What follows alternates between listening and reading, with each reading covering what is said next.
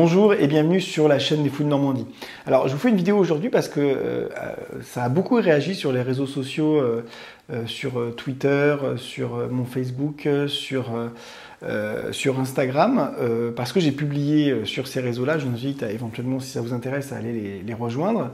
Allez vous abonner à ces différentes pages. J'ai posté mes captures d'écran sur la dernière année, à peu près, en tout cas les 6 derniers mois, d'une application que j'utilise pour enregistrer, pour monitorer mon sommeil. Alors le sommeil, vous le savez évidemment, si vous suivez cette chaîne, mais vous le savez aussi en général, c'est quelque chose qui est plutôt bien connu et bien transmis dans la culture populaire médicale. Le sommeil, c'est fondamental pour la qualité de vie. C'est un des éléments les plus importants avec le sport et l'alimentation pour assurer une bonne qualité de vie aux individus, quels qu'ils soient, quels que soient leurs troubles, leur absence de troubles, leur pathologie, leur absence de pathologie, peu importe. Donc c'est quelque chose de vraiment c'est au cœur de la bonne santé, et pas que de la bonne santé mentale, de la bonne santé tout court.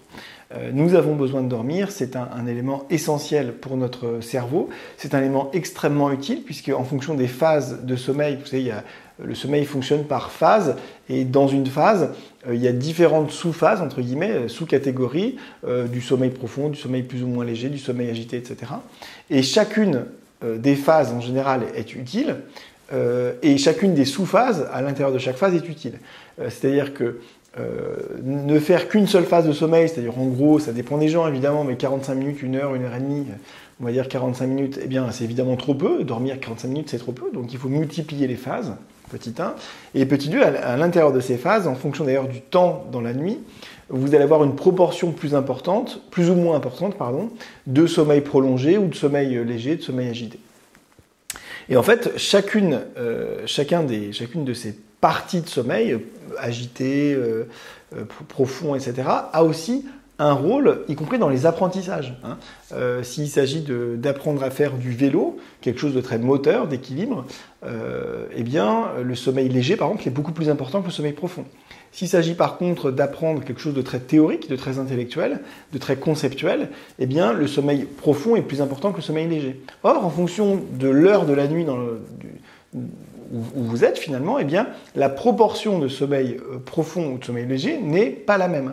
Et plus vous allez loin dans la matinée, juste avant le réveil, plus vous aurez de sommeil léger, et plus vous êtes au début de nuit, plus vous êtes peu de temps après le coucher du soleil en début de nuit, plus vous aurez du sommeil profond. Donc vous voyez, quand il s'agit même des apprentissages, de la réparation du cerveau, de l'encodage de tout ce que vous avez appris, de vos souvenirs, de votre mémoire, etc., eh bien, le temps de sommeil est important, il faut dormir au minimum 8 heures par jour, ça c'est la première chose. Deuxième chose, la régularité du sommeil est très importante, c'est-à-dire que dans la mesure du possible, il faut essayer de se coucher tous les jours à la même heure, de se lever tous les jours à la même heure, et de préférence se coucher tôt et se lever tôt, de préférence, quand on a un rythme de vie évidemment normal. Quand on travaille de nuit, c'est pas pareil, mais je parle pour la majorité des gens, j'essaie de simplifier les choses comme toujours sur cette chaîne.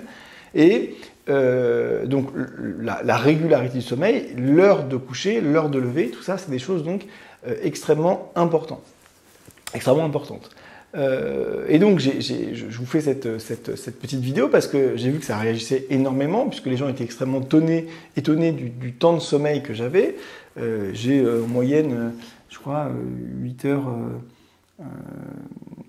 8h30 de sommeil, ce qui est absolument pas anormal, ce qui devrait être complètement la règle.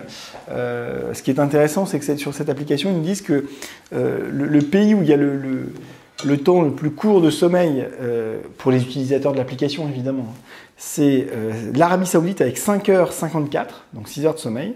Et là où ils dorment le mieux, encore une fois on parle des utilisateurs de cette application, c'est les Pays-Bas avec 7h38. Et en France on est à 7h28.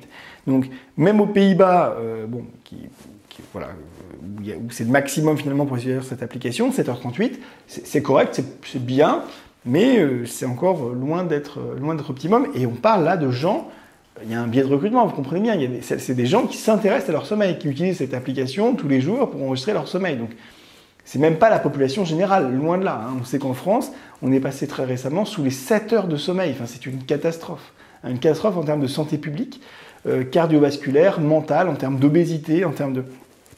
manquer de sommeil, c'est mauvais pour le cœur, pour le poids, pour le cerveau, j'en parle même pas. c'est une catastrophe. Bon.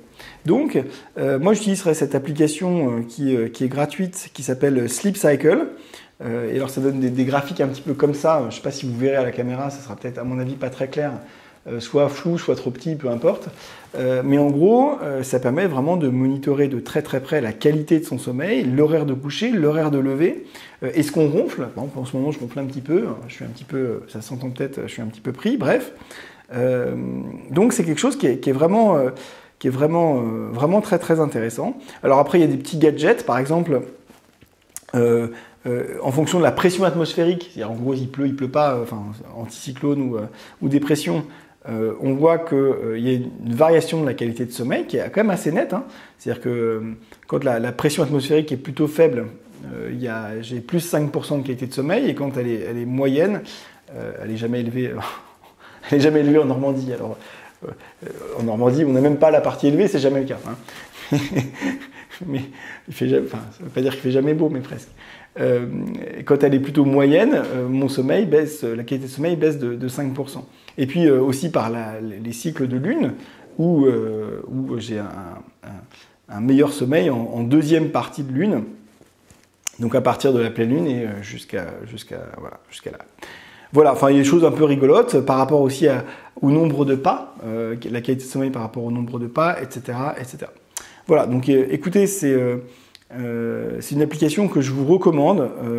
Alors je vous la recommande parce qu'en fait, bon certes elle va vous donner des infos, mais le grand avantage c'est que vous allez vous prendre au jeu. C'est-à-dire qu'il va y avoir un aspect ludique pour certains d'entre vous, hein, pas pour tous évidemment, je me fais pas d'illusions, mais pour certains d'entre vous il va y avoir un aspect ludique comment dirais-je, essayer d'améliorer vos scores en fait quelque part. C'est presque une application de performance en fait. Vous allez vouloir essayer d'avoir le sommeil le plus régulier, de meilleure qualité possible, etc. Donc pour les gens un peu bébêtes comme moi qui prennent du plaisir à améliorer leur petit score sur leur petite application, eh ben, ça peut être un élément de motivation supplémentaire. Donc message général, dormez suffisamment, au moins 8 heures. Dormez de manière régulière en termes de coucher et de lever, y compris le week-end, y compris les vacances. Et essayez de faire en sorte que ce coucher soit plutôt précoce, d'accord, c'est-à-dire 21h, 21h30. Bon, je crois que ma moyenne de coucher, c'est 21h30, quelque chose comme ça. Et de lever, voilà, vers à peu près 6 heures, quelque chose comme ça. Donc, ça, c'est vraiment l'idéal. Moi, j'essaie de m'y tenir parce que je sais que c'est mieux, et je le sais, non pas parce que je l'ai vécu personnellement, je ne sais quoi, parce que c'était vraiment pas le cas avant, mais parce que, bah voilà, on a une littérature qui laisse entendre que c'est effectivement mieux pour la santé. Et effectivement, les gens qui appliquent ce type de règles un peu bébêtes, mais qui sont basées sur des données scientifiques, eh bien, se rendent compte d'une vraie amélioration de leur qualité de vie. Ça change vraiment toute la vie, un peu comme faire du sport, un peu comme avoir une alimentation équilibrée. Ce sont des leviers qui sont entre vos mains en partie. Évidemment, ceux qui ont 1 milliard de trucs à faire, ceux qui, je sais pas, moi, vivent la nuit, etc., c'est pas le cas, mais là, on parle pour la majorité. Une majorité d'entre vous, une majorité de ceux qui vont regarder cette vidéo, ont ces leviers à leur disposition, alimentaire, sommeil, activité physique. Et quand je parle d'activité physique, je ne parle pas de payer 50 € par, je ne sais pas combien ça coûte, 20 €, 30 € par mois de salle de sport, etc. Non, je parle de marcher beaucoup, éventuellement de courir un peu, voilà, d'aller à la piscine de temps en temps. Donc des choses tout à fait faisables, réalisables, proches de chez vous, avec zéro moyen ou presque zéro moyen. Voilà, écoutez, j'espère que cette vidéo vous aura intéressé. J'espère aussi qu'elle vous aura motivé à télécharger une application de sommeil, quelle qu'elle soit. Je sais qu'il y a des téléphones qui l'ont déjà d'emblée dans leurs applications. Et ben, ça sera très bien. Vous n'avez pas forcément besoin d'une application spécifique. Mais enfin, si vous n'en avez pas, Sleep Cycle, je ne fais aucune pub, évidemment. Je ne gagne rien.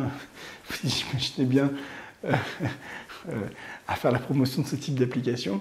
Mais voilà, Sleep Cycle ou une autre, ça peut être très bien et très utile pour vous. Voilà, je vous dis à très bientôt. Bye.